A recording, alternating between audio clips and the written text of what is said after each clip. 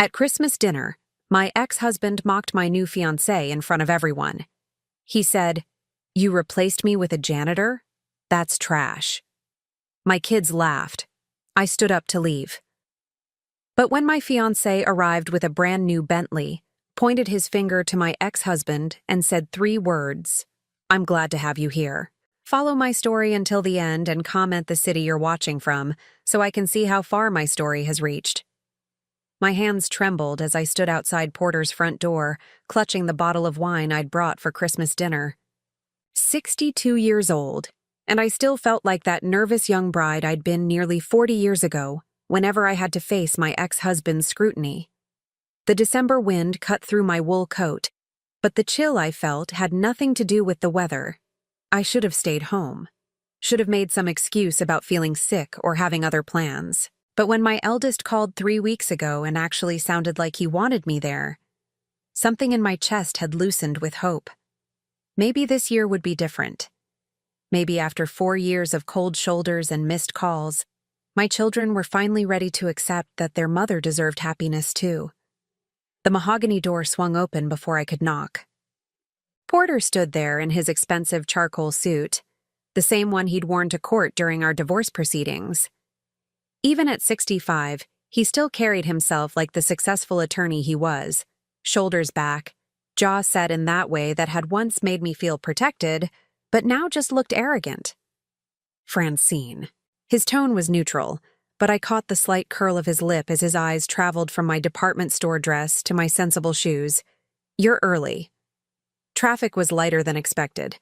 I held up the wine, a $20 bottle that had felt adequate when I'd picked it out, but now seemed pathetic next to the crystal chandelier glittering behind him. "Merry Christmas, Porter." He stepped aside without taking the wine, and I walked into the house that had been mine for 35 years. Everything looked exactly the same. The marble floors that I'd spent countless hours mopping, the antique furniture I'd carefully polished every week, the family photos lining the hallway. Photos that had been carefully edited after our divorce to exclude me entirely. Voices drifted from the dining room, and my stomach clenched with familiar anxiety. All 3 of my children were here.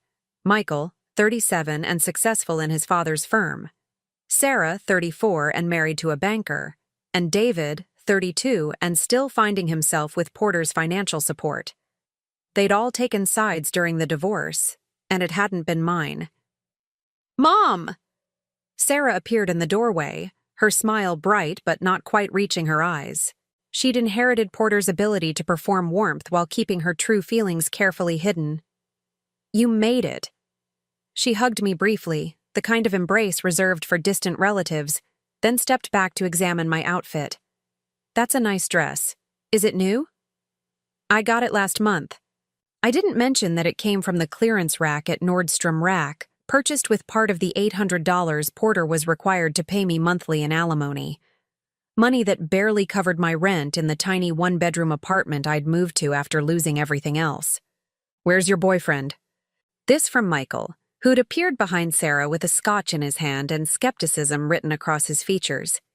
He'd always been Porter's favorite, molded in his father's image of masculine success and conservative values.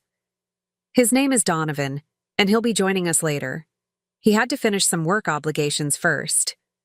I tried to keep my voice steady, professional, the way Porter had taught me to speak at his firm's social events all those years ago. David laughed from somewhere behind me. "Work obligations on Christmas? What kind of job requires that?" Heat crept up my neck, but I forced myself to turn and face my youngest son. He stood near the bar, mixing himself a drink with the casual confidence that came from never having to worry about money. "He runs a cleaning service. Sometimes emergency calls come in on holidays." The silence that followed was deafening.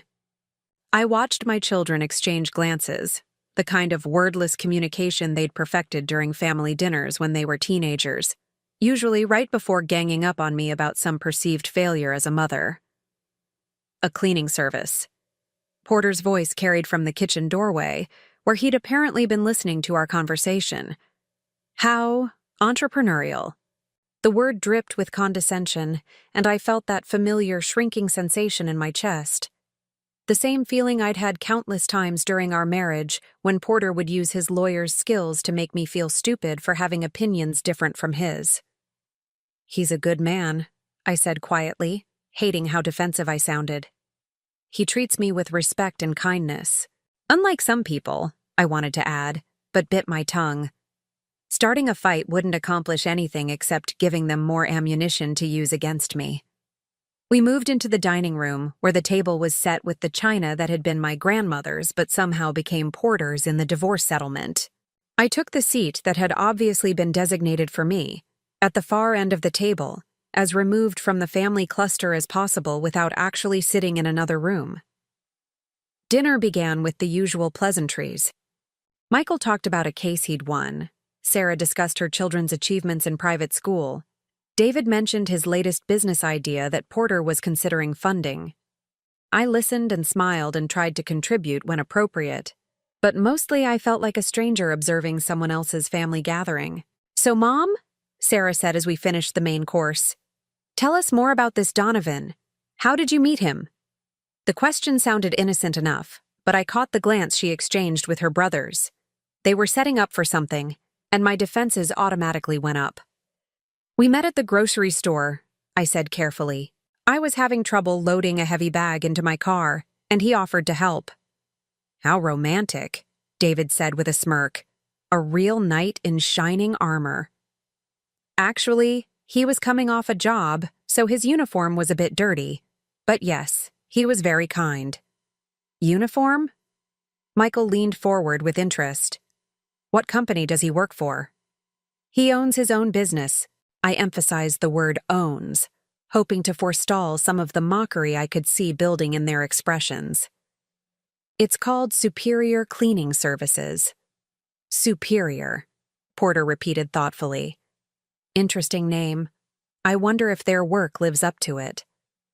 Something cold settled in my stomach. There was a tone in his voice I recognized from our marriage, the one that meant he knew something I didn't and was enjoying the power imbalance. "What time is he supposed to arrive?" Sarah asked, checking her expensive watch. "Dinner's almost over." "He said he'd be here by 7:30. I glanced at my own watch, a simple Timex that had replaced the jewelry Porter had reclaimed during the divorce. It was nearly 8 o'clock. "Maybe he got lost," Michael suggested with false sympathy. "I imagine he's not used to this neighborhood." The words stung because they were probably true. Porter's house sat in one of the most exclusive areas of the city, the kind of place where a cleaning service truck might look out of place among the luxury cars and manicured lawns. "Or maybe he's having second thoughts about meeting the family," David added. "Some people get intimidated by success." That was the final straw. I stood up abruptly, my chair scraping against the hardwood floor. "I think I should go. This was clearly a mistake." "Oh, come on, Francine," Porter said, with the same tone he'd used to dismiss my concerns during our marriage. "Don't be so sensitive. The boys are just having a little fun." "Fun?" I turned to face him, feeling 40 years of suppressed anger bubbling to the surface. "Making jokes about the man I care about is fun?" "We're just looking out for you," Sarah said with manufactured concern. "You have to admit, it's concerning that at your age, you've ended up with someone so different from what you're used to." Different from Porter, she meant. Different from the lifestyle I'd lost when I'd finally found the courage to leave a marriage that had been slowly killing my spirit for decades. "You don't know anything about him," I said quietly, grabbing my purse from the sideboard. "You don't know anything about what makes me happy. We know you deserve better than some janitor who can't even show up on time," Michael said with the casual cruelty that seemed to come naturally to all of Porter's children. The word janitor hung in the air like a slap. Not that there was anything wrong with honest work, but the way he said it, with such disdain, such superiority, made it clear what he thought of both Donovan and my judgment. "He's not a janitor," I began, but Porter's laughter cut me off. "Cleaning service janitor. What's the difference, really?" He stood up too, his height giving him the physical advantage he'd always used to intimidate me. You replaced me with someone who scrubs toilets for a living, Francine. How do you think that makes our children feel? The room fell silent, except for the soft ticking of the antique grandfather clock in the corner.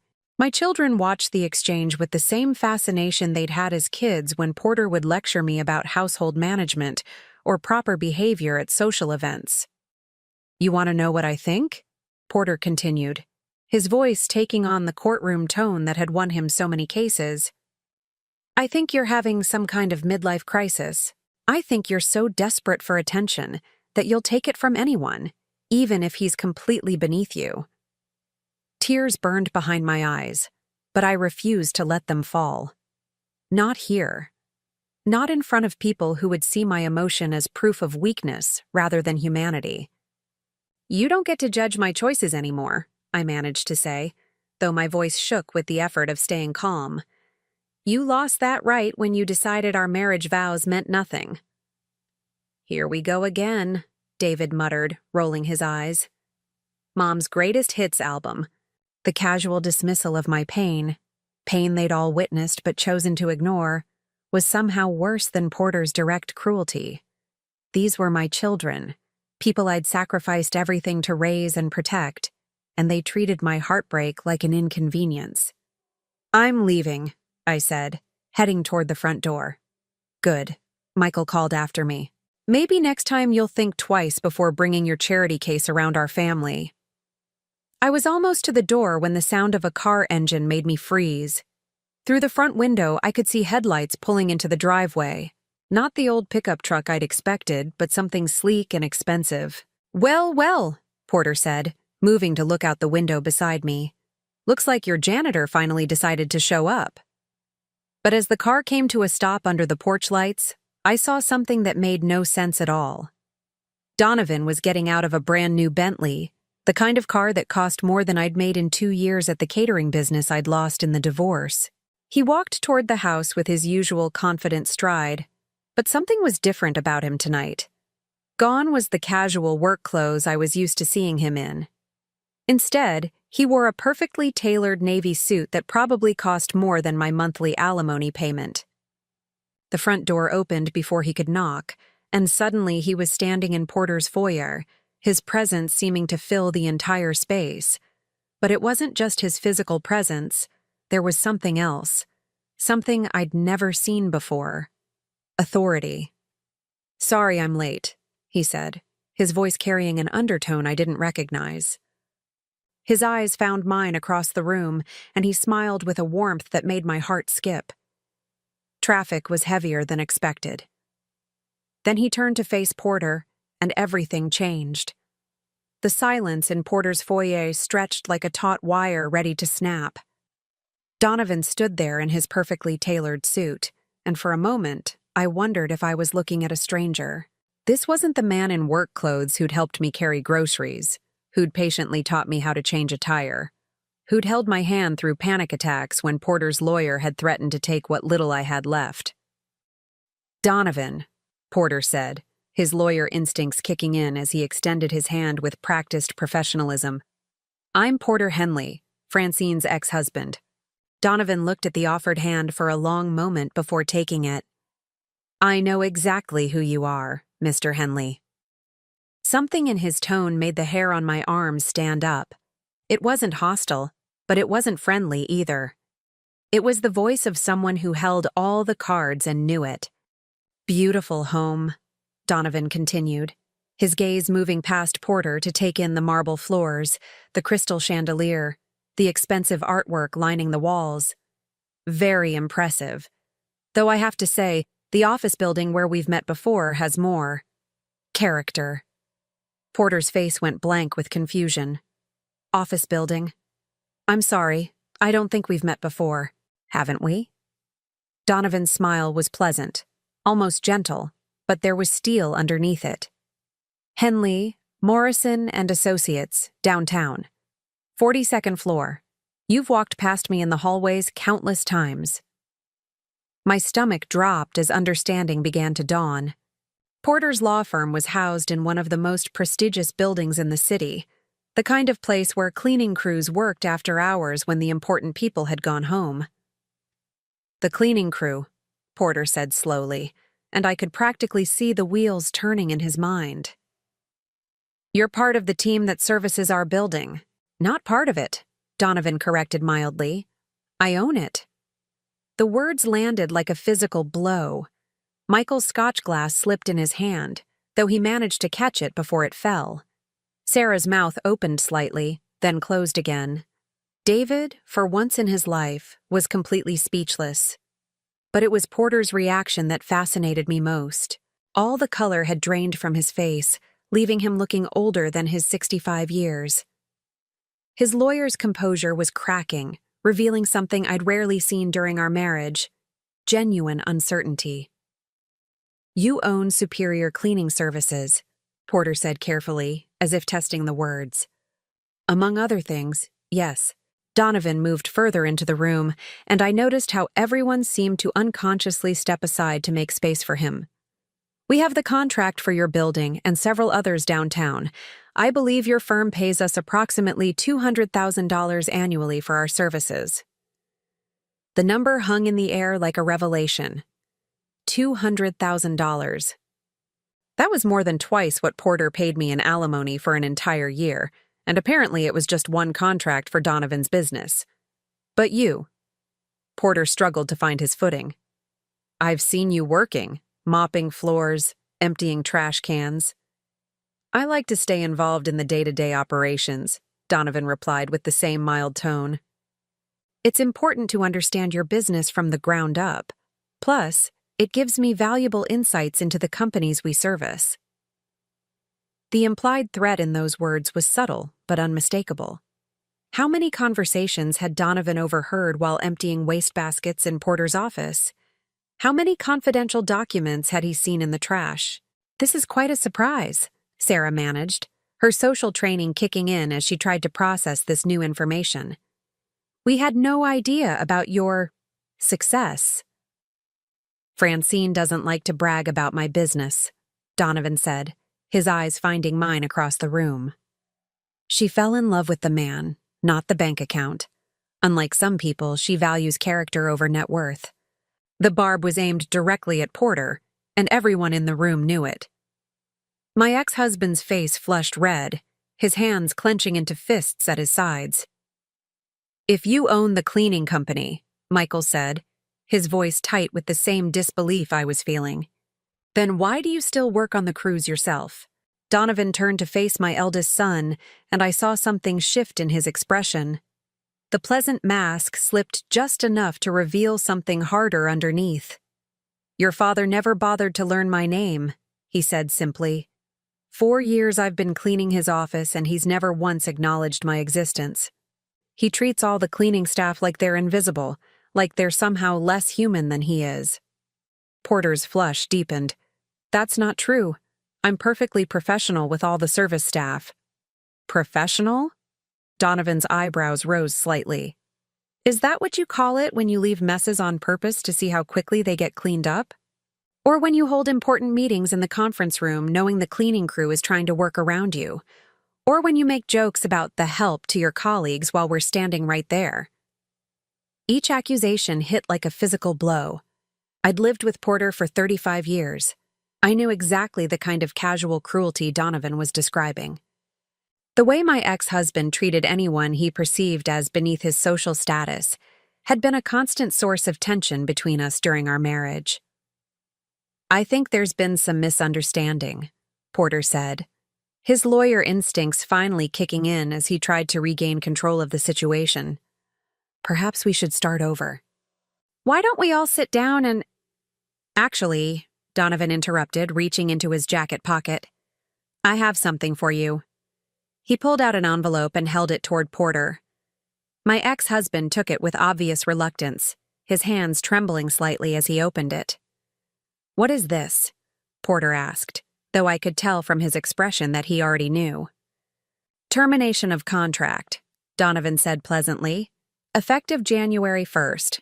Superior Cleaning Services will no longer be providing services to Henley, Morrison & Associates." The silence that followed was absolute. Porter stared at the document as if he could make the words change through sheer force of will. "You can't do this," he said finally, his voice barely above a whisper. "Actually, I can. The contract includes a 30-day cancellation clause for either party. I'm invoking it." "But why?" Sarah asked, her voice high with panic. She was married to a banker. She understood exactly what losing a contract worth $200,000 would mean to Porter's firm. Donovan looked at her with something that might have been sympathy. "Because your father has spent 4 years treating my employees with disrespect and contempt. Because he believes that paying for a service gives him the right to demean the people who provide it. And because I'm tired of watching good, hard-working people be treated like they're worthless." He turned back to Porter and his voice hardened. "But mostly because of what he put your mother through. I've heard the stories, Mr. Henley. I know about the emotional abuse, the financial control, the way he systematically destroyed her self-worth over the course of their marriage." My heart stopped. I'd never told Donovan about the worst parts of my marriage to Porter. How had he known? "I know about the catering business he forced her to shut down," Donovan continued, his voice steady and implacable. "I know about the friends he drove away with his controlling behavior. I know about the way he convinced her that she was worthless, that she was lucky to have him, that no one else would ever want her." Porter's face had gone from red to white, his breathing shallow and rapid. "You don't know what you're talking about." "Don't I?" Donovan's smile was razor-sharp now. "I know that you told her she was too stupid to manage money, then hid assets during the divorce to make sure she got as little as possible. I know that you turned your children against her by painting her as the villain in your marriage's failure. I know that you've spent the last 4 years trying to make her feel small and worthless every chance you get." Each word was like a hammer blow, and I watched my ex-husband crumble under the weight of them. But what shocked me more was the look on my children's faces. For the first time in years, they were looking at their father with something approaching doubt. "Those are serious accusations," Michael said carefully, his lawyer training evident in his measured tone. "They're not accusations," Donovan replied calmly. "They're facts, and they're going to have consequences." He reached into his jacket again and pulled out a business card, which he handed to Porter with deliberate ceremony. "Donovan Mitchell," he said, as Porter read the card with growing horror. "CEO and founder of Mitchell Enterprises. We own 17 commercial cleaning companies across 3 states, 4 office buildings downtown, and a significant stake in several other local businesses." The name Mitchell Enterprises hit the room like a bomb. Even I recognized it from the business section of the newspaper, though I'd never connected it to my quiet, humble boyfriend who drove an old pickup truck and wore work clothes covered in cleaning solution stains. "Your worth," David began, then stopped, apparently unable to finish the sentence. "The exact number isn't important," Donovan said with a slight shrug. "What matters is that I have enough influence in this city to make life very difficult for people who mistreat others." Porter looked like he might be sick. "What do you want?" "I want you to treat Francine with the respect she deserves. I want you to stop poisoning your children against her. And I want you to acknowledge that the way you treated her during your marriage was wrong." "And if I don't?" Donovan's smile was cold now, all pretense of pleasantness gone. "Then you'll discover just how much influence I really have in this city's business community." He turned to me then, his expression immediately softening. "I'm sorry I'm so late, sweetheart. I had some business to finish up before I could get away." I stared at this man I thought I knew, this person who had apparently been hiding a fortune while helping me clip coupons and shop at thrift stores. "Donovan, I don't understand.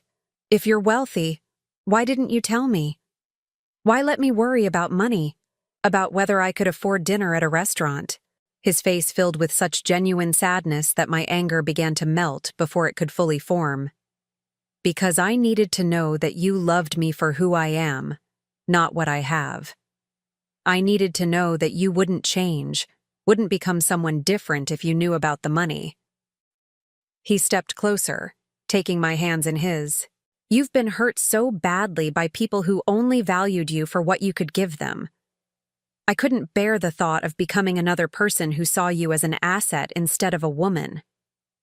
But all this time, I've been worrying about being a burden to you, about whether I could contribute enough to a relationship. You contribute everything that matters, he said firmly. Your kindness, your strength, your incredible ability to find joy despite everything you've been through. That's worth more than all the money in the world. Around us, my family stood in stunned silence, trying to process this complete reversal of everything they thought they knew. The man they'd mocked as beneath me was apparently more successful than any of them. The relationship they'd dismissed as pathetic was built on a foundation stronger than anything Porter and I had ever shared. But as I looked into Donovan's eyes, I realized this was only the beginning. There was something else there, something he hadn't told me yet. And judging by the way Porter was still staring at that business card with growing horror, my ex-husband was starting to figure out what it might be. The grandfather clock in Porter's hallway chimed 8:30, its deep tones cutting through the suffocating silence that had settled over the room. I watched my ex-husband's face cycle through emotions like a broken kaleidoscope. Confusion, disbelief, growing panic. And finally, a kind of sick understanding that made my stomach twist with something that felt disturbingly like satisfaction. Mitchell Enterprises, Porter whispered, still staring at the business card as if it might spontaneously combust in his hands. You're the Mitchell who bought the Hartwell building last month. Among others, Donovan replied with that same mild tone that I was beginning to recognize as dangerous. We've been quietly acquiring properties downtown for the past 5 years. It's amazing how much you can accomplish when people don't see you as a threat. Michael stepped forward, his lawyer instincts finally overriding his shock. What exactly are you implying, Mr. Mitchell? I'm not implying anything, Donovan said, turning to face my eldest son with a smile that never reached his eyes. I'm stating facts. Your father's firm has a lease that comes up for renewal in 6 months. As of today, that renewal is no longer guaranteed. The color drained from Michael's face. Porter's law firm occupied prime real estate in the heart of the financial district, space that had been grandfathered in at below-market rates due to a long-term lease negotiated 15 years ago. Losing that location would mean either paying triple the rent elsewhere or moving to a less prestigious address, both options that would significantly impact the firm's bottom line and reputation. You can't do that, Sarah said, her voice shrill with panic. There are legal protections for tenants, lease agreements, all of which I'm intimately familiar with, Donovan interrupted smoothly. Your husband works at First National, doesn't he? I'm sure he's explained how commercial real estate works. When a lease expires, the landlord has every right to choose not to renew, especially if the tenant has been problematic. Problematic how? David demanded, though he looked like he already dreaded the answer. Donovan reached into his jacket pocket again, a gesture that was starting to make the entire family flinch, and pulled out a small digital recorder. Your father has been very vocal about his opinions regarding the cleaning staff, he said, setting the device on Porter's dining room table. Particularly about their intelligence, their worth as human beings, and what he perceives as their proper place in society. He pressed play, and Porter's voice filled the room, crystal clear and unmistakably cruel. I don't know why we pay these people so much. Any idiot can push a mop around. Half of them probably can't even read the cleaning supply labels. The recording continued with Porter's laughter and the voice of one of his law partners joining in. At least they know their place.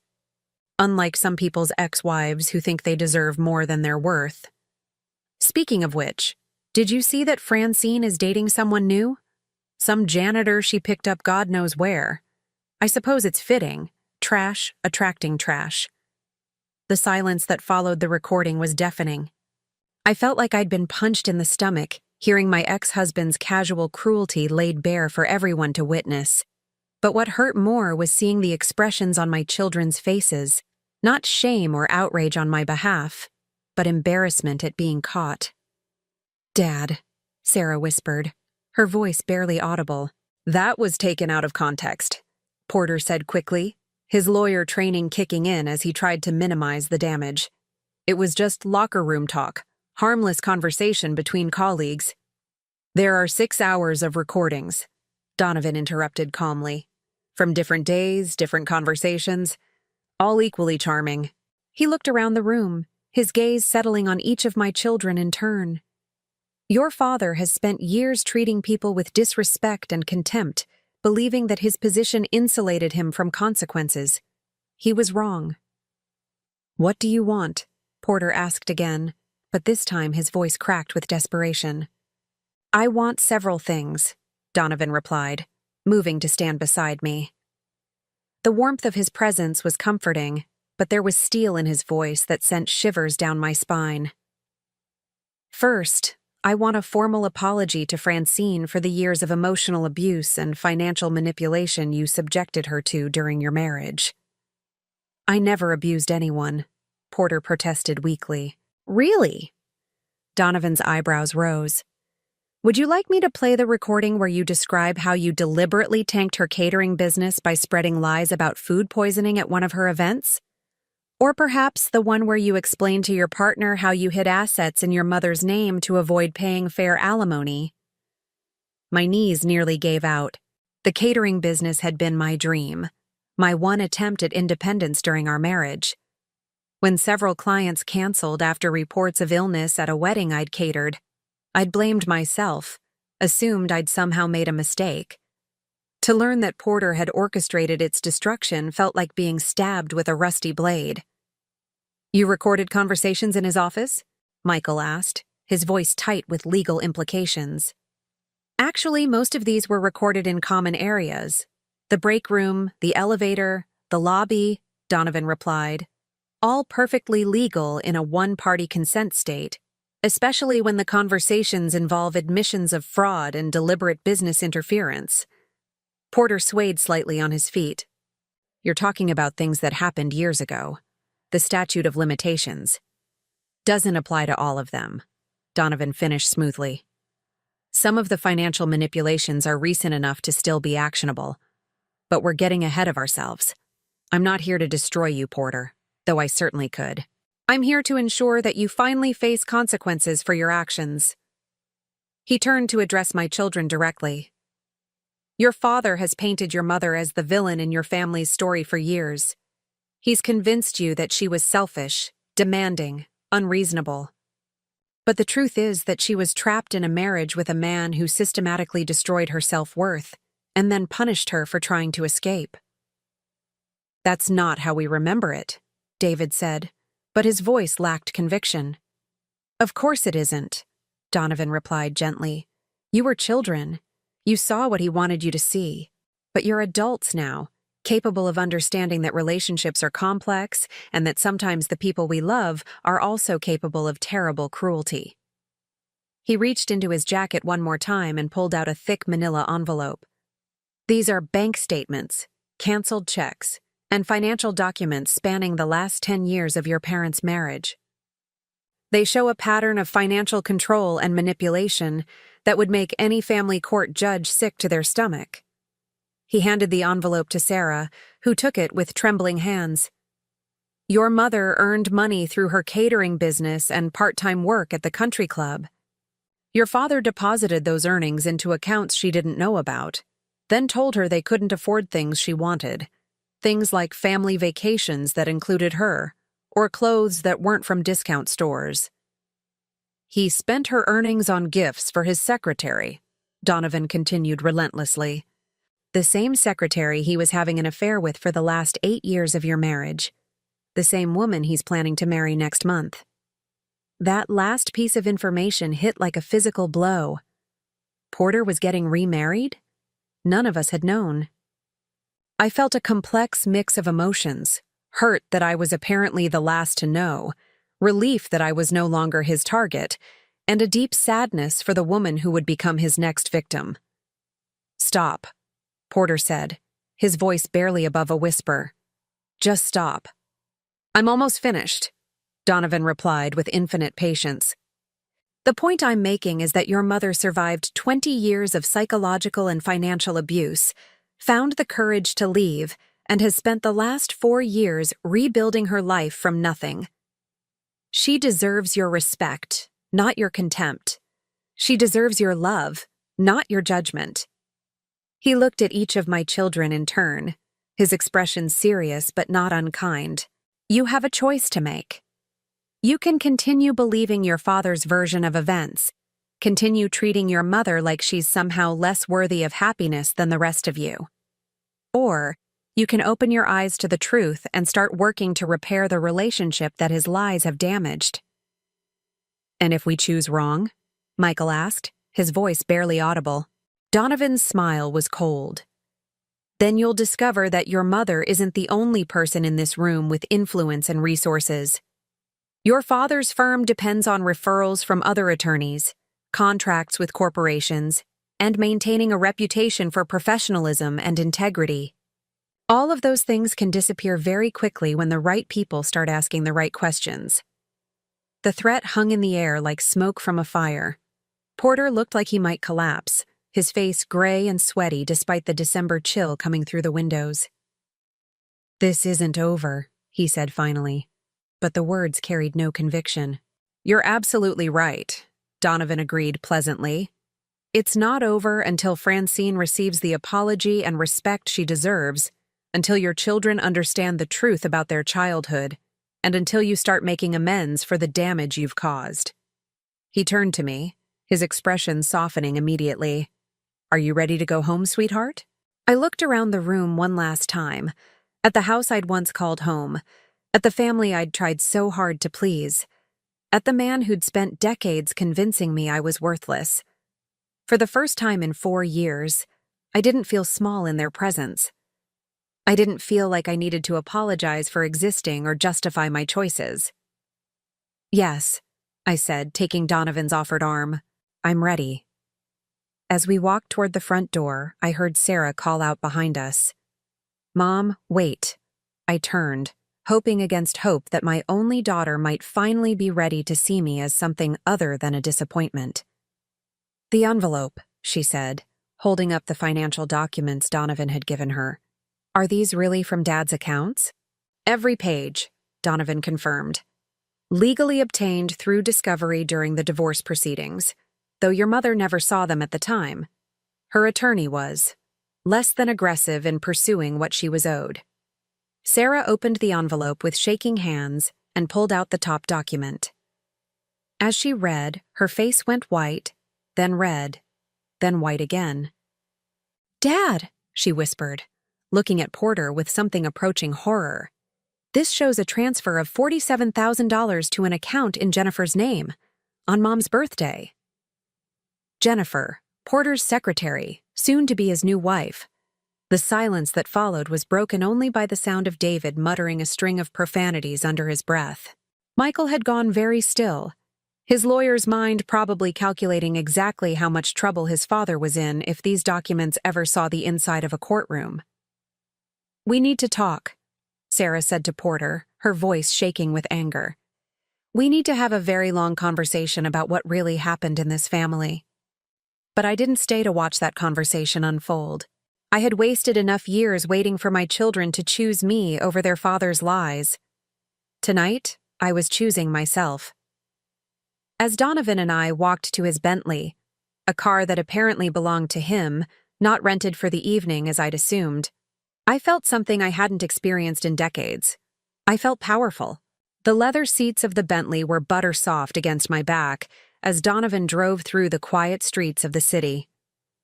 Christmas lights twinkled in windows we passed, but inside the car, the silence felt heavy with unspoken questions. I stared out the passenger window, watching familiar neighborhoods blur by, trying to process everything that had just happened. "You're angry with me," Donovan said finally, his voice careful and measured. I turned to study his profile in the dim dashboard light. Even now, after seeing him command that room like he owned it, which apparently he did, there was something gentle about the way he held himself, something that had drawn me to him from that first day in the grocery store parking lot. "I'm not angry," I said slowly, testing the truth of the words as I spoke them. "I'm confused, I'm overwhelmed, but I'm not angry." We stopped at a red light, and he turned to look at me directly. "What are you feeling?" It was such a simple question, but it hit me with surprising force. When was the last time someone had asked what I was feeling and genuinely wanted to know the answer? When was the last time my emotions had mattered to anyone? "I feel like I don't know anything about my own life," I admitted. I thought I was dating a sweet man who worked in cleaning services. I thought I was struggling to make ends meet on $800 a month in alimony.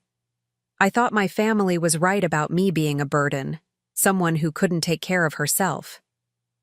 The light turned green, but Donovan didn't immediately drive forward. And now I find out that the man I love owns half the city, and apparently my ex-husband has been even more cruel than I realized, and my children might finally be seeing their father for who he really is.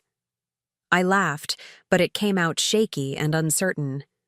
"I feel like Alice falling down the rabbit hole." Donovan reached over and took my hand, his thumb brushing gently across my knuckles. "I know this is a lot. I never intended for it to come out like this." "How did you intend for it to come out?" He was quiet for a long moment, his jaw working as he chose his words carefully. "I was hoping I'd never have to reveal any of it. I was hoping that your family would eventually come around, that Porter would leave you alone, that you could heal without having to relive all the damage he caused. But that wasn't happening." "No," he said softly. "It wasn't. And watching them hurt you over and over again, watching you blame yourself for their cruelty, I couldn't stand it anymore." He turned into the parking lot of my apartment complex, but instead of heading toward my building, he parked near the small lake at the center of the property. The water reflected the Christmas lights strung along the walking path, creating fractured stars on the dark surface. "There's more you need to know," he said, turning off the engine. "About how we met, about what I've been doing behind the scenes." My stomach clenched with familiar anxiety. "More secrets?" "More truths," he corrected gently. "Things I should have told you sooner, but I was afraid of how you'd react." I thought about Porter's lies, his manipulation, the way he'd controlled information to control me. But when I looked at Donovan, I didn't see that same calculating coldness in his eyes. I saw fear that I might not understand, might not forgive, might walk away. "Tell me," I said. He took a deep breath, his hands gripping the steering wheel so tightly his knuckles went white. "We didn't meet by accident at the grocery store." The words hit me like ice water. "What do you mean?" "I mean I'd been watching you for weeks before that day, following your routine, learning your schedule, waiting for an opportunity to approach you in a way that would seem natural." I pulled my hand away from his, my heart starting to race. "You were stalking me?" "No," he said quickly, turning to face me fully. "Not stalking, investigating. There's a difference." "Investigating me? Why?" My voice was rising, and I could hear the edge of panic creeping in. "Not you," he said firmly. "Porter. I was investigating Porter, and you were caught in the web of his damage." I stared at him, trying to make sense of what he was telling me. "I don't understand." Donovan looked out at the lake for a moment, gathering his thoughts. When he spoke again, his voice was heavy with something that sounded like old pain. 4 years ago, my cleaning company bid on the contract for Porter's building. We were a smaller operation then, but we offered competitive rates and excellent service. Porter was part of the building management committee that reviewed our proposal. He paused, his jaw tightening. We didn't get the contract. Instead, it went to a company that bid significantly higher, but happened to be owned by the brother of one of Porter's law partners. Classic nepotism, the kind of thing that happens in business all the time. That doesn't seem like enough reason to— "It wasn't just about the contract," he interrupted. It was about what Porter said during the committee meeting. One of my employees had a friend who worked in the building's administrative office. She heard the discussion. He turned to look at me again, and I saw anger flickering in his eyes. Not at me, but at the memory he was reliving. Porter argued against hiring us specifically because my company employed what he called undesirable elements. He was referring to the fact that several of my workers were formerly incarcerated individuals who were trying to rebuild their lives, or immigrants who were working multiple jobs to support their families. My heart sank. It was exactly the kind of thing Porter would say, the kind of casual prejudice he'd displayed throughout our marriage, but that I'd learned to overlook or rationalize. He said, Donovan continued, his voice deadly quiet, that people like that couldn't be trusted around valuable property or confidential information. He said they were probably criminals anyway, and that hiring them would reflect poorly on the building's reputation. I closed my eyes, feeling sick. Donovan, I'm so sorry.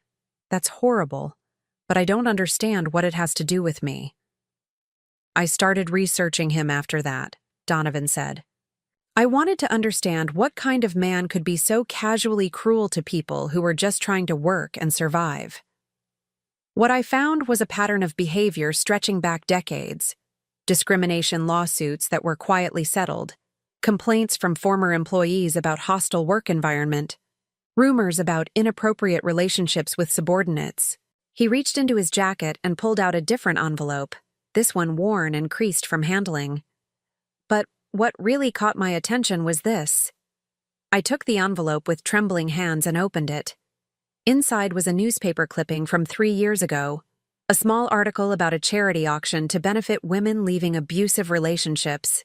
There, in a group photo of volunteers, was my face. You were volunteering at the women's shelter, Donovan said softly, helping other abuse survivors. And I realized that Porter's ex-wife wasn't just collateral damage in his pattern of cruelty. You were a survivor. Tears started to blur my vision as memories flooded back. The shelter had been my lifeline after the divorce, the place where I'd finally understood that what I'd experienced wasn't normal, wasn't my fault. Volunteering there had been part of my healing process, a way to help other women who were walking the same difficult path. I started paying attention to how he treated you during the divorce proceedings, Donovan continued. The manipulation, the financial games, the way he turned your children against you. And I decided I wanted to help. Help how? I whispered. At first, just by documenting his behavior. I started working in his building personally so I could observe him, record his conversations, gather evidence of the kind of man he really was. I thought maybe someday that information might be useful to you. He reached over and gently touched my face, wiping away a tear I hadn't realized had fallen. But then I started following you sometimes, just to make sure you were okay. I saw you struggling, saw you skipping meals to make your budget stretch, saw you walking to work in the rain because your car had broken down and you couldn't afford to fix it. My cheeks burned with embarrassment. You saw all that? I saw a woman who was barely surviving because her ex-husband had systematically destroyed her life, and I decided I couldn't just watch anymore. So I started helping. Helping how? I asked again, though part of me was starting to suspect the answer. Your rent, he said simply. For the past 6 months, I've been paying the difference between what you could afford and what you actually owed.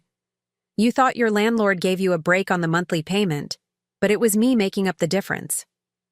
My mouth fell open. 6 months? But that's thousands of dollars. $3,600 to be exact, he said. Plus car repairs, grocery bills, utility payments when you were short. I had people keeping an eye on your accounts, making sure you never knew. I felt like the world was tilting on its axis. Why would you do that? We weren't even dating then.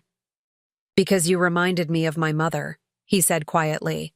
The words hung between us like a bridge I wasn't sure I was ready to cross. Your mother? She was married to my father for 22 years. He was charming, successful, respected in the community. He was also controlling, manipulative, and emotionally abusive. She spent 2 decades believing she was worthless, that she was lucky he tolerated her, that she could never survive without him. Donovan's voice grew rougher as he continued. When she finally found the courage to leave, he made sure she got nothing. He hid assets, bribed lawyers, turned her own children against her. She spent the last 10 years of her life living in poverty, convinced she deserved nothing better. What happened to her? She died alone in a studio apartment, surrounded by unpaid bills and photos of grandchildren she wasn't allowed to see. His hands clenched into fists. I was building my business then, starting to make real money, but she was too proud to accept help from me. She said she didn't want to be a burden. Understanding crashed over me like a wave. So when you saw Porter doing the same thing to me, I saw my mother, he finished. I saw another woman being destroyed by a man who should have protected her, and I swore I wouldn't let it happen again, not if I could prevent it. We sat in silence for several minutes, the weight of his confession settling between us. I understood now why he'd hidden his wealth, why he'd approached me so carefully, why he'd been content to let me set the pace of our relationship. The grocery store, I said suddenly. That day when you helped me with my bags. I'd been working up the courage to approach you for weeks, he admitted. When I saw you struggling with those heavy bags, it seemed like fate giving me an opportunity. And everything since then? The way you've been with me, the way you've treated me. All genuine, he said firmly. Every moment, every feeling, every word I've said to you has been real. The only thing I hid was the money. And only because I needed to know that you could love me without it. I looked out at the lake, watching the Christmas lights dance on the water, trying to process everything he'd told me. 6 months of secretly paying my bills, months of careful investigation into Porter's behavior, a lifetime of wealth hidden behind work clothes and a modest truck. I have one more confession, Donovan said softly. I turned to look at him, not sure I could handle any more revelations. When I said I owned 17 cleaning companies, that was conservative. Mitchell Enterprises owns or has significant stakes in 43 different businesses across 5 states. The company is worth approximately $68 million. The number was so large it didn't seem real. $68 million. It was more money than I could even conceptualize, more than entire countries' budgets. And you've been letting me worry about whether I could afford to split dinner checks, I said weakly. I've been falling in love with a woman who worried about dinner checks, but still gave her last $20 to a homeless veteran outside the restaurant, he corrected. I've been falling in love with someone who has more character and strength than anyone I've ever met. He reached for my hands again, and this time I didn't pull away. Francine, I know this is overwhelming. I know you probably feel deceived and confused, but I need you to know that everything I've done, every secret I've kept, has been because I love you. Because I wanted to protect you and give you the space to heal without pressure or expectation. I looked into his eyes, the same kind eyes that had comforted me through panic attacks and held me while I cried about my children's rejection.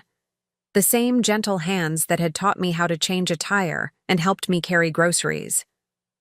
What happens now? I asked. Now, he said, bringing my hands to his lips and pressing a gentle kiss to my knuckles. You decide if you can forgive me for the deception.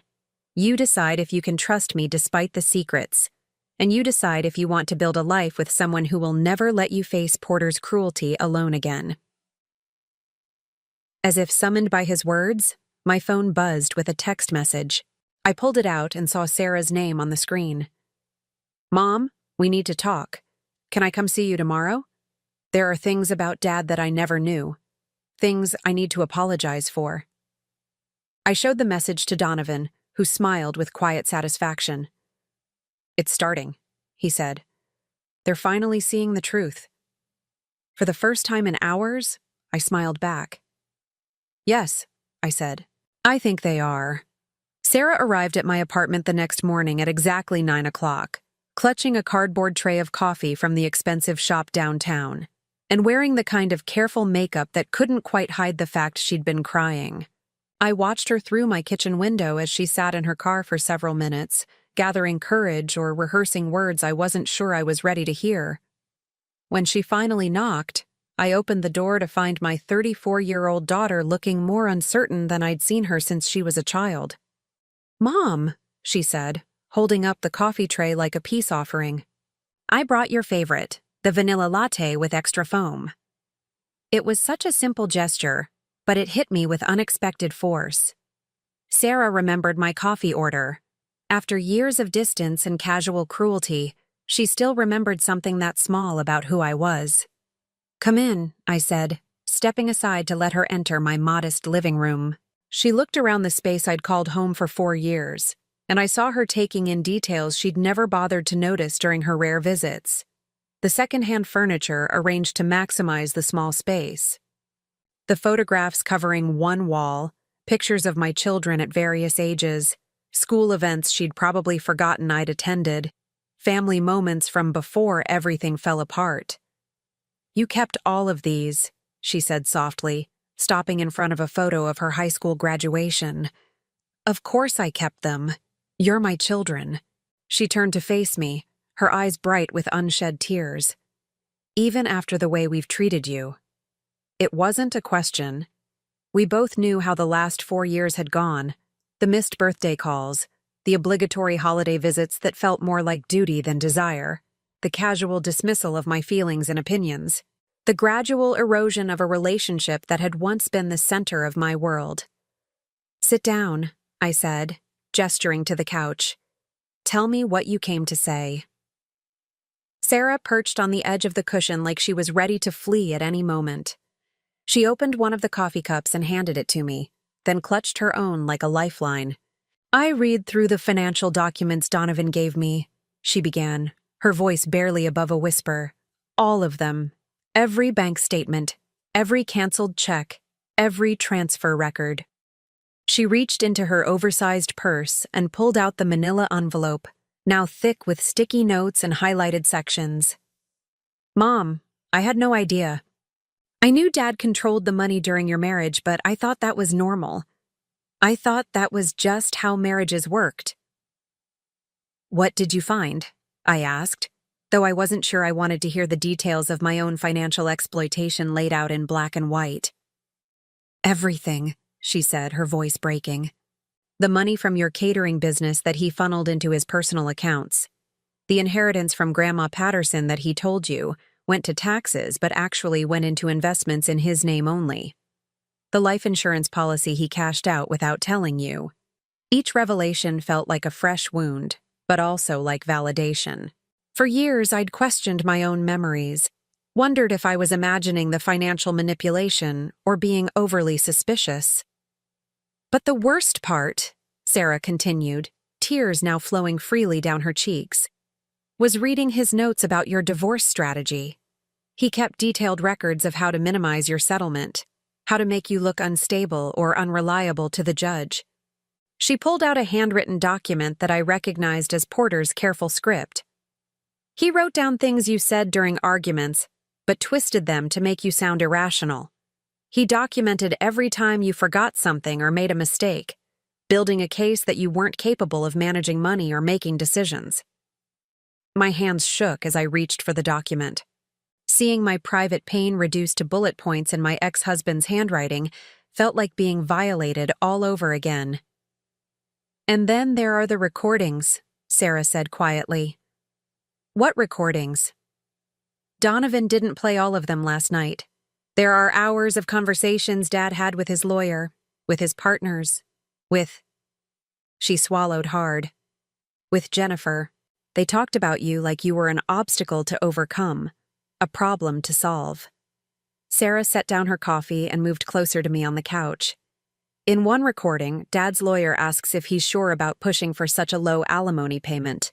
Dad laughs and says it doesn't matter because you'll probably remarry quickly anyway, that you're the type who can't survive alone." The casual cruelty of it took my breath away. Porter had known exactly how little $800 a month was to live on. He'd counted on my desperation to drive me into another relationship, where I'd become someone else's financial responsibility. But when you didn't remarry, Sarah continued, when you just kept struggling and surviving on your own, he started to get angry. There's a recording from 18 months ago where he tells Jennifer that your independence is making him look bad, that people are starting to ask questions about why his ex-wife is living in poverty while he's planning an expensive wedding. Is that why he started being crueler? I asked. Why he encouraged you kids to distance yourselves even more? Sarah nodded miserably. He told us you were trying to manipulate us, that you were playing the victim to make him look like a monster. He said you were probably lying about your financial situation to get sympathy. I thought about all the times I'd swallowed my pride and asked one of my children for help. Small things like a ride to the doctor when my car broke down, or borrowing money for groceries when an unexpected bill depleted my account. Each request had been met with eye rolls, lectures about budgeting, suggestions that I was being dramatic or irresponsible. We believed him, Sarah whispered. We wanted to believe him because it was easier than accepting that our father was capable of that kind of cruelty. A knock at the door interrupted us. Through the peephole, I could see Michael and David standing on my doorstep, both looking as uncomfortable as Sarah had. Did you call them? I asked. Sarah shook her head. We all agreed to come separately. I guess they couldn't wait either. I opened the door to find my sons holding a bag from the bakery I used to love, the expensive one near Porter's house that I hadn't been able to afford in years. Mom, Michael said awkwardly, can we come in? I stepped aside, and suddenly my small living room felt crowded with the weight of years of unspoken resentment and misunderstanding. David looked around the space with the same surprise Sarah had shown, as if seeing it clearly for the first time. We've been talking all night, Michael said without preamble. About the recordings, about the financial documents, about things we should have noticed years ago. Like what? I asked, settling back onto the couch while they arranged themselves around the room. Like the fact that you never bad-mouthed Dad to us, David said quietly. Even during the worst parts of the divorce, even when you had every right to tell us what he'd done, you never tried to turn us against him. While he spent years systematically destroying your reputation with us, Michael added, his lawyer's mind clearly working through the implications. He violated basic principles of co-parenting and human decency. I looked at my 3 adult children, really looked at them, and saw something I hadn't seen in years. Shame, regret, and maybe, just maybe, the beginning of understanding. There's something else, Sarah said, glancing at her brothers before continuing. We called Dad this morning. My stomach clenched. And? He tried to convince us that Donovan was lying, that the documents were forged, that the recordings were taken out of context, Michael said. But when we pressed him for details, when we asked specific questions about transactions and dates, he hung up on us, David finished, just like he used to hang up on you when you questioned his decisions during the marriage. And then Jennifer called Sarah back an hour later, Michael continued. Apparently Dad had some kind of breakdown after our conversation. He's been drinking since last night, ranting about how Donovan is trying to ruin him. Jennifer's scared, Sarah said softly. She asked if I thought Dad might be dangerous when he's been drinking. A chill ran down my spine. Porter had never been physically violent during our marriage, but his emotional cruelty had intensified when he'd been drinking. And if he felt cornered now, if he saw his carefully constructed image crumbling. You need to be careful, Mom, Michael said, his voice taking on a protective tone I hadn't heard since he was a teenager. If Dad blames you for his problems with Donovan, if he thinks you're behind the exposure of his behavior, he might do something stupid, David finished. Before I could respond, my phone rang. Donovan's name appeared on the screen, and I answered immediately. Sweetheart. His voice was calm but urgent. I need you to listen to me carefully. Porter showed up at my office building this morning, drunk and making threats. Security removed him, but I think you should stay somewhere else tonight. What kind of threats? I asked, aware that my children were listening to every word. He accused me of stealing you from him, of manipulating you against your family. He said he was going to make me pay for destroying his life. Donovan paused. Francine, he's not rational right now. I don't think he'd hurt you physically, but emotional manipulation is his specialty, and desperate people do desperate things. I looked around at my children, seeing genuine concern on their faces for the first time in years. I'll be okay, I said. I'm not alone. Good. I'm having a security company install a system in your building today, and I've arranged for someone to keep an eye on things until Porter calms down. After I hung up, silence settled over the room. Finally, Sarah spoke. We failed you, didn't we? She said quietly. For years, we failed you as children, as human beings. You were manipulated, I replied, though the words felt inadequate for the pain of the last 4 years. That's not an excuse, Michael said firmly. We're adults. We should have asked questions, should have looked closer, should have given you the benefit of the doubt instead of assuming Dad's version of events was gospel truth. David stood up and walked to the wall of photographs, stopping in front of a picture of himself at 10 years old, grinning gap-toothed in a Little League uniform. I remember this game. Dad couldn't make it because of work, but you were there. You were always there. You worked 2 jobs during high school to help pay for my car, Sarah added, her voice thick with emotion. You never made me feel guilty about it, never made it seem like a sacrifice, but it must have been so hard. And when I graduated law school, Michael said slowly, you were so proud. You kept telling everyone at the party that your son was going to be a lawyer. But Dad barely acknowledged it because he was angry that I hadn't joined his firm immediately.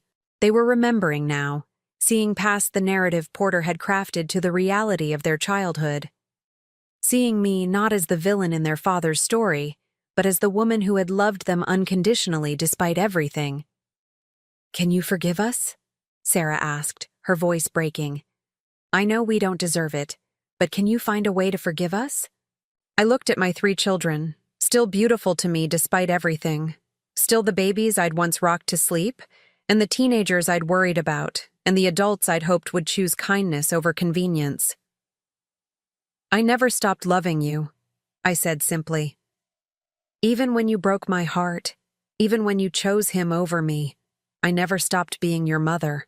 Sarah collapsed into tears then, the kind of ugly, cathartic sobbing that comes from years of suppressed guilt and recognition.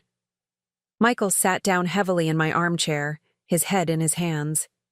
David continued staring at the photographs, his shoulders shaking with silent emotion. What do we do now? Michael asked finally. How do we fix this? You start by making different choices, I said. You start by treating me like family instead of an obligation. You start by building relationships based on honesty instead of manipulation. And Dad? David asked. What do we do about him? I thought about Porter, alone and drunk and raging against the consequences of his own actions. For a moment, I felt something that might have been pity, but only for a moment. You make your own decisions about your father, I said. I won't try to turn you against him the way he turned you against me. But I also won't pretend that what he did was acceptable or that it doesn't have consequences. Sarah wiped her eyes and reached for my hands. We want to start over, if you'll let us. We want to earn back your trust and prove that we can be the children you deserved. For the first time in 4 years, I felt something I'd thought was lost forever. Hope. Outside my apartment window, storm clouds were gathering, promising the kind of winter weather that made everything feel cold and uncertain.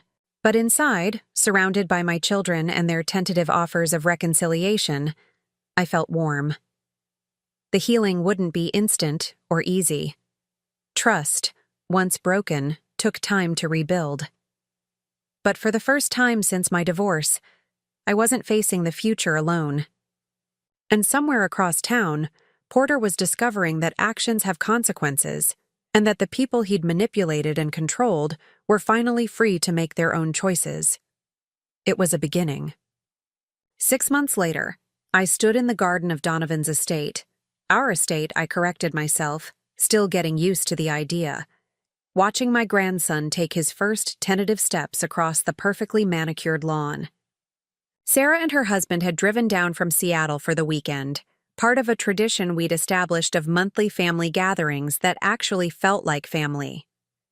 "He's going to be walking before his first birthday," Sarah said, settling beside me on the stone bench that overlooked the rose garden. "Just like you said Michael did."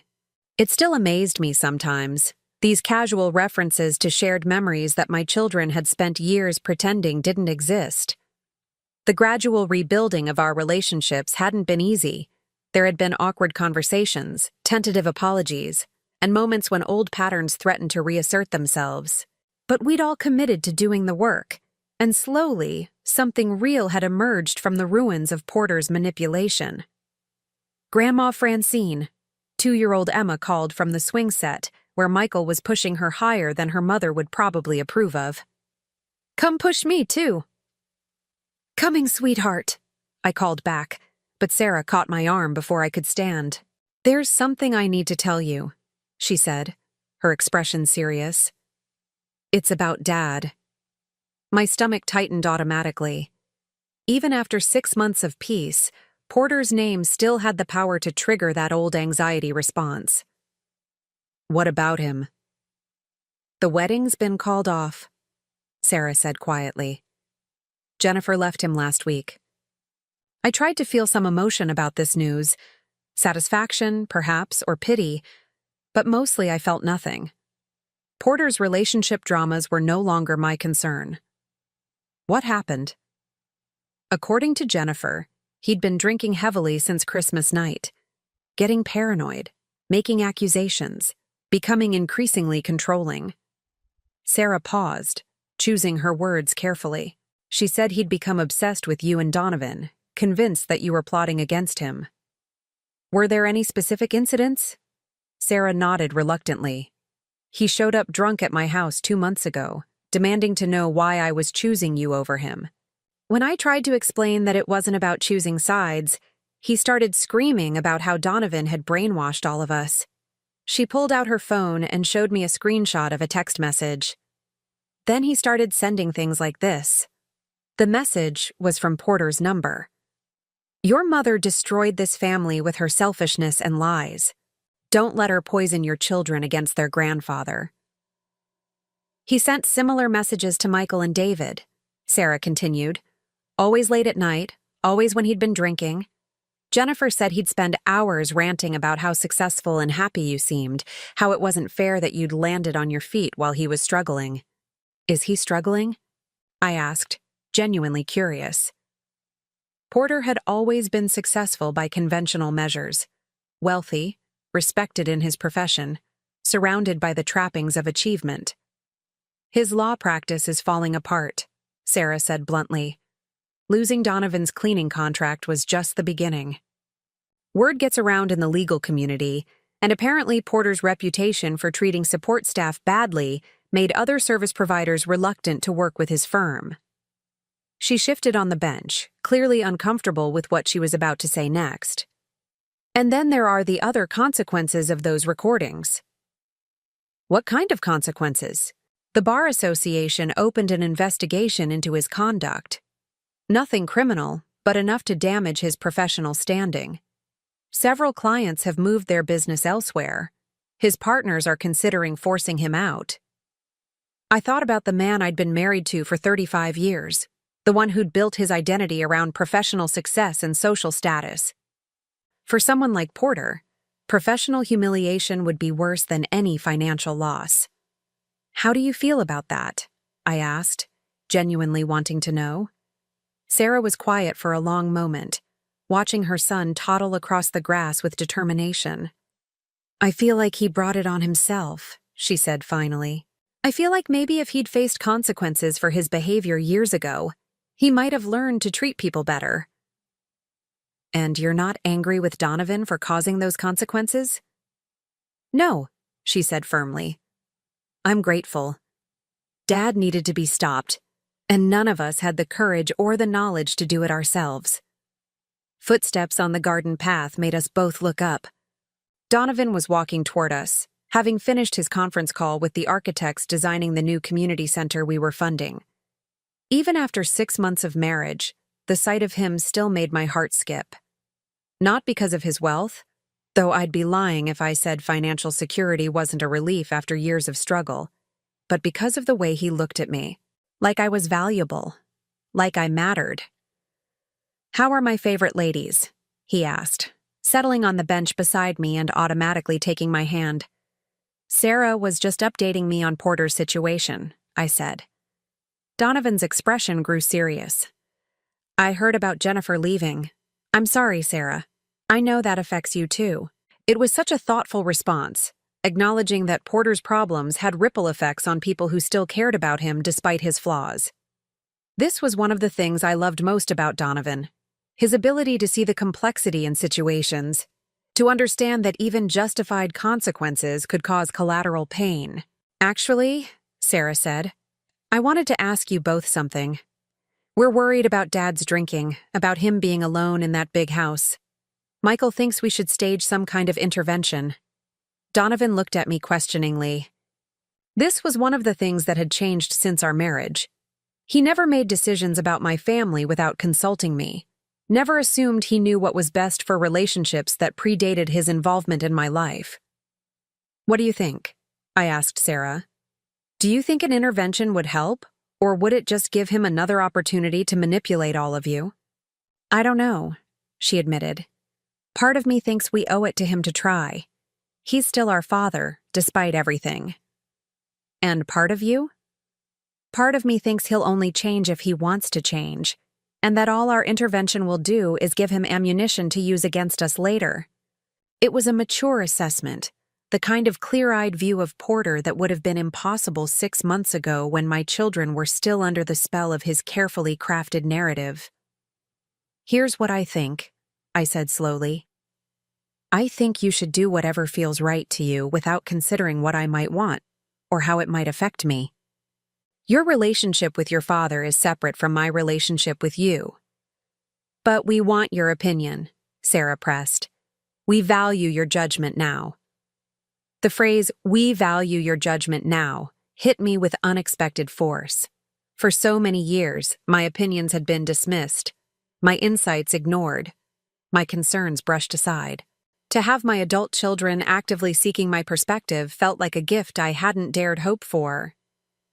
"My opinion is that Porter needs professional help, therapy, addiction counseling, maybe both. But he has to want that help. You can't force someone to change who doesn't see a problem with their behavior." "And if he does want help?" Sarah asked. "Then you support him while maintaining appropriate boundaries. You don't let him use his problems as an excuse to abuse you emotionally. You don't sacrifice your own well-being or your family's well-being to enable his dysfunction." Donovan squeezed my hand approvingly. "Your mother has gotten very wise about dealing with toxic people," he said with a slight smile. "I had a good teacher," I replied, squeezing back. The sound of car doors slamming made us all look toward the front of the house. Michael and David had arrived with their families, and within minutes, the peaceful garden was filled with the chaos of children playing and adults catching up. This was what family was supposed to feel like, I thought, watching my sons set up an impromptu soccer game while their wives chatted about work and kids and ordinary life concerns. Not the careful performance Porter had always demanded, where everyone played their assigned roles to maintain his image of perfection. Just real people being real with each other. "Francine," David called from across the lawn. "Emma wants to know if you'll read her the story about the brave princess again." "The one where the princess saves herself?" I called back. "That's the one." I excused myself from Sarah and Donovan and went to settle under the oak tree with Emma and her favorite book. A story about a princess who used her intelligence and courage to solve her own problems instead of waiting for rescue. "Why is this your favorite story?" I asked Emma as she snuggled against my side. "Because the princess is smart and she doesn't give up," Emma said with the absolute certainty that only 2-year-olds possessed. "And because she makes her own happy ending," I added. "Yeah, she doesn't need a prince. She's brave all by herself." As I read about the clever princess outwitting the dragon and saving her kingdom, I thought about my own fairy tale ending. Not the traditional kind where Prince Charming rescues the helpless maiden, but the better kind where the woman saves herself and then finds a partner who values her strength. The sun was setting by the time our guests started gathering their things and preparing to leave. As always, there were promises to call during the week, plans for the next gathering, the easy intimacy of people who genuinely enjoyed each other's company. "Thank you," Michael said as he hugged me goodbye, "for not giving up on us, for showing us how to be better." "Thank you for letting me love you again," I replied. After everyone left, Donovan and I walked through the house, turning off lights and setting the security system. It still felt surreal sometimes, living in a place that could have housed 3 families comfortably. But Donovan had made it clear from the beginning that this was our home, not his house that I was privileged to occupy. "Penny for your thoughts," he said as we settled into bed. "I was thinking about Emma's story," I said, "about brave princesses and happy endings. And I was thinking about how different my life is now compared to a year ago. How different I am." Donovan turned to face me in the dim light filtering through our bedroom windows. "Different how?" "Stronger, more confident, more myself, I suppose." I paused, trying to articulate feelings that were still new and sometimes surprising. When I was married to Porter, I spent so much energy trying to be the wife he wanted that I forgot who I actually was. And after the divorce, I was so broken that I couldn't imagine ever being whole again. "But you were always strong," Donovan said gently. "You survived 35 years of emotional abuse and still had enough compassion left to volunteer at a women's shelter. You rebuilt your life from nothing and never became bitter or cruel despite having every reason to be." I didn't feel strong. I felt like a failure. Because Porter spent decades convincing you that survival wasn't enough, that you had to be grateful for the scraps he threw you. His voice hardened slightly. He almost succeeded in destroying something beautiful and irreplaceable. "But he didn't succeed," I pointed out. "And now my children see who he really is. Now they understand what really happened during our marriage." "Do you think they'll try the intervention?" "Probably, and it will probably fail, at least initially. Porter won't change until he's lost everything that matters to him, his career, his reputation, his relationships with his children." "Does that make you sad?" I considered the question seriously. "It makes me sad for the man he could have been if he'd chosen differently. It makes me sad for my children, who have to watch their father self-destruct. But it doesn't make me sad for myself. I'm finally free of his chaos." Donovan pulled me closer, and I settled against his chest with the kind of contentment I'd never experienced in my first marriage. This was what love was supposed to feel like: safe, supportive, based on mutual respect and genuine affection rather than power and control. "I have something to tell you," Donovan said softly. "More secrets?" I teased, but there was no anxiety in the question anymore. "Good news this time. The community center project got final approval from the city planning board. Construction starts next month." The community center had been my idea, a place where women leaving abusive relationships could access job training, childcare, legal aid, and counseling services all in one location. Donovan had enthusiastically supported the project, donating both the land and the construction costs. "That's wonderful," I said. "I can't wait to see it take shape." I was thinking we should name it after someone who exemplifies the kind of strength and resilience we want to celebrate. Did you have someone in mind? "Actually, I was hoping you'd let us call it the Francine Mitchell Center for Women's Independence." I pulled back to look at him in surprise. "You want to name it after me?" "I want to name it after the woman who showed me what real courage looks like. The woman who survived something that would have broken most people and came out the other side with her kindness and compassion intact." Tears pricked at my eyes. "Donovan, that's too much. I'm not a hero." "You're wrong about that," he said firmly. You're exactly the kind of hero those women will need to see. Someone who proves that survival is possible, that rebuilding is possible, that finding happiness again is possible. I thought about the woman I'd been a year ago, standing outside Porter's house with a cheap bottle of wine and a desperate hope for reconciliation. That woman could never have imagined this life, this love, this security, this sense of purpose and belonging. "Okay," I said softly. "If you think it will help other women, then yes, let's do it." "There's one more thing," Donovan said, reaching into his nightstand drawer.